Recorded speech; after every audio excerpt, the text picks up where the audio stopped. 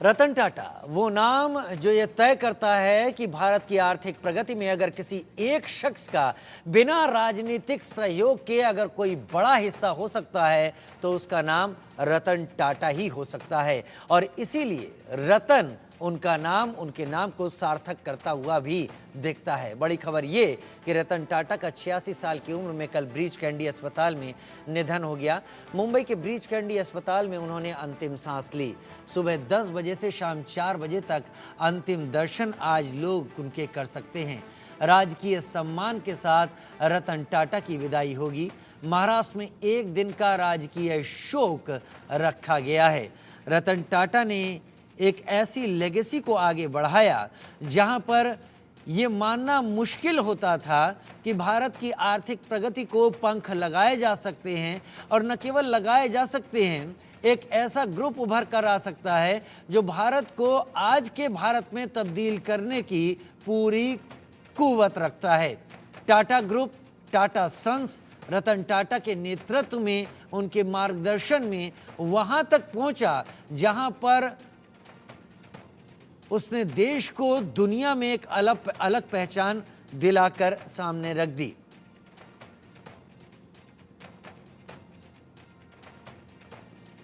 जब जेआरडी टाटा 75 साल के हुए थे तो इस बात की बड़ी अटकलें लगाई जाती थी कि टाटा ग्रुप और टाटा सन्स जो कि भारत की पहचान बना हुआ है, एक ऐसा व्यापारिक घराना जिसके ऊपर लोग करीब करीब सरकारी नौकरियों से भी ज़्यादा यकीन किया करते थे। टाटा नगर एक अलग शहर बस गया था जिसके नाम से। जमशेदपुर जो कि टाटा के ही एक पूर्वज के नाम पर ही बस गया था। ऐसा टाटा ग्रुप और उसको मार्गदर्शन देने वाले रतन टाटा अब इस दुनिया में नहीं रहे। लेकिन जब यह तय करने की बात सामने आई कि टाटा ग्रुप को जेआरडी के 75 साल पूरे होने के बाद आगे कौन संभालेगा, तो कई लोगों के नाम सामने थे,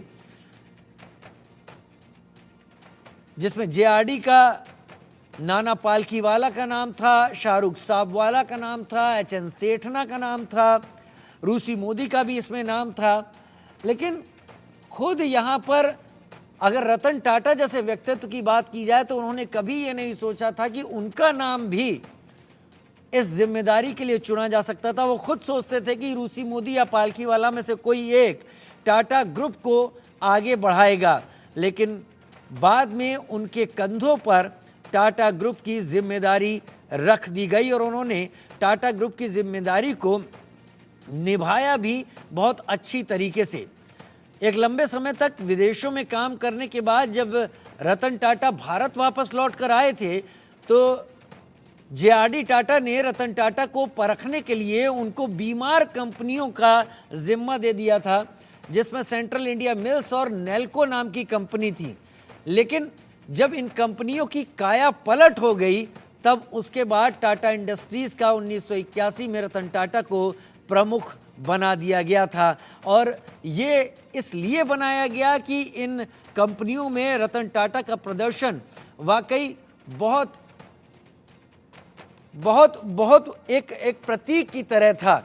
रजा मुराद साहब वेटरन फिल्म कलाकार जिनकी आवाज़ के कायल ढूंढे नहीं मिलेंगे आपको हर कहीं ऐसे शख्स मिलेंगे जो कि रजा मुराद साहब की आवाज़ और उनके काम के कायल हैं।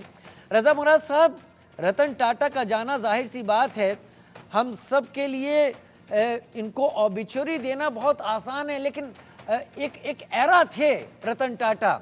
और वो जो कहा जाता था एक तुकबंदी के साथ कि अगर जूतों में बाटा का नाम बहुत प्रमुख है दुनिया में, तो बाकी चीज़ों में, काम में और अलग अलग चीज़ों में टाटा का नाम विश्वास की गारंटी है। रतन टाटा का जाना कितना अखरता है आपको? देखिए, मैं तो ये कहूँगा कि नेशन बिल्डिंग के लिए उद्योग की दुनिया में जो उनका योगदान है, मैं नहीं समझता कि उनके अलावा किसी और एक इंडिविजुअल, एक अकेले शख्स का इतना योगदान होगा जो रतन टाटा ने दिया है इस देश को।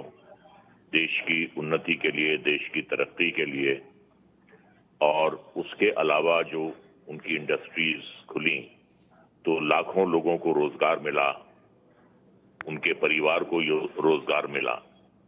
और उसके अलावा मैं उन्हें इसलिए जानता हूं कि वो मेरी बहन के पड़ोसी हैं, जी। बख्तावर बिल्डिंग जो कुलाबा में है, तो नेक्स्ट डोर नेबर हैं उनके।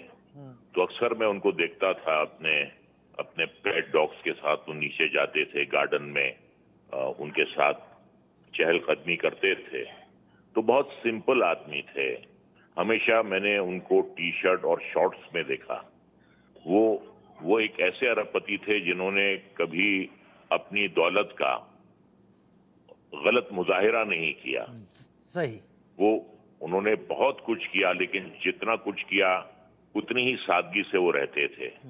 कभी हाई प्रोफाइल लाइफ उन्होंने नहीं गुजारी, हमेशा लो प्रोफाइल में रहे। एक नेक इंसान थे। ये कम बहुत बात मुश्किल करते काम थे। है रजा मुराद साहब कि आपके पास जो है, जो हैसियत है, आज के ज़माने में तो लोग बहुत जल्दी बहक जाते हैं और दुनिया को किसी ना किसी तरीके से बताने और जताने की कोशिश करते हैं कि आखिर उनके पास क्या कुछ है।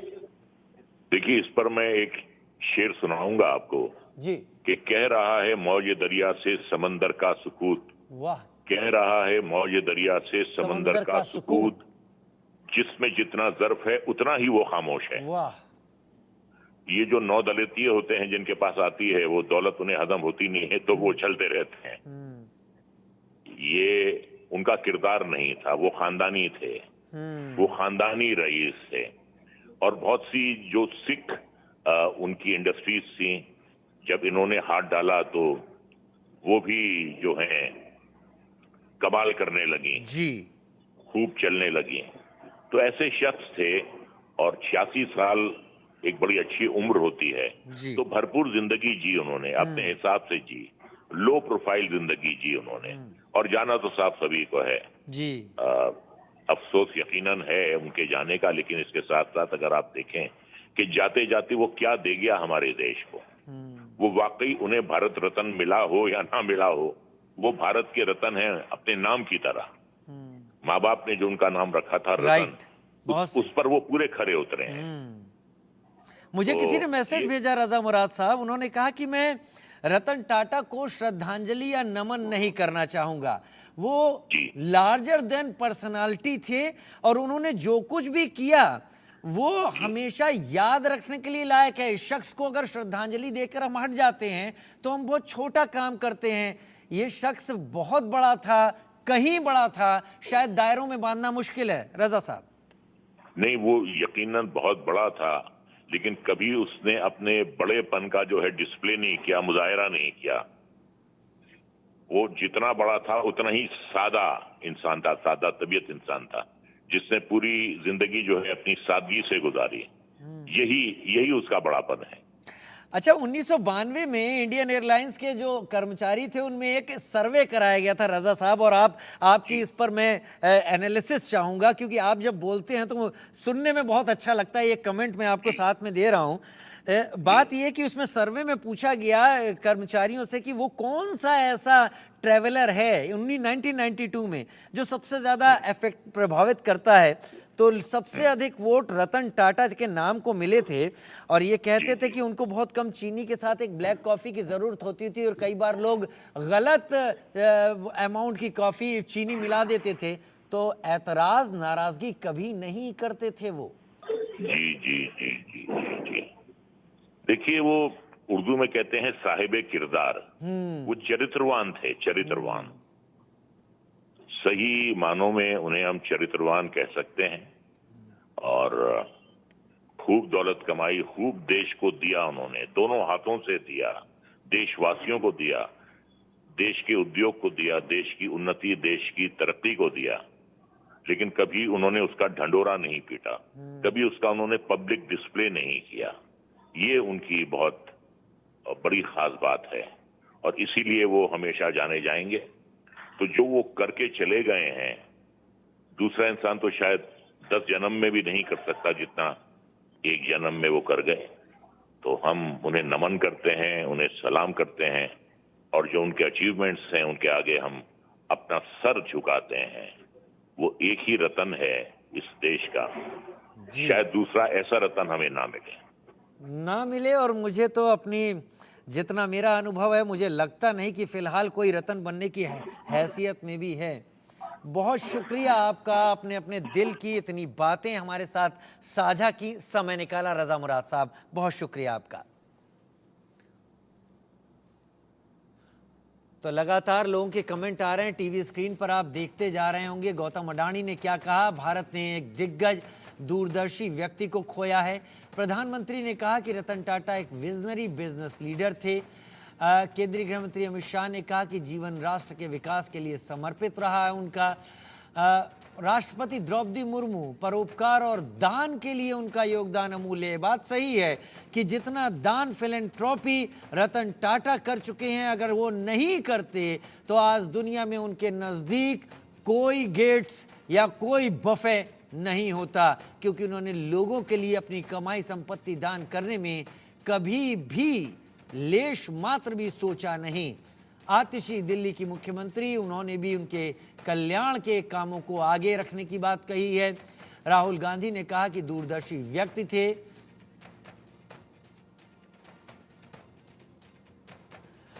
तो बड़े बड़े देश के वो नेता जिनको लोग सुनते हैं, जिनको केवल राजनीति से जुड़े मुद्दों पर सुनते हैं, लेकिन जब देश का एक रतन अलविदा कह के गया हो, तब ये क्या कह रहे हैं, आइए सुनते हैं।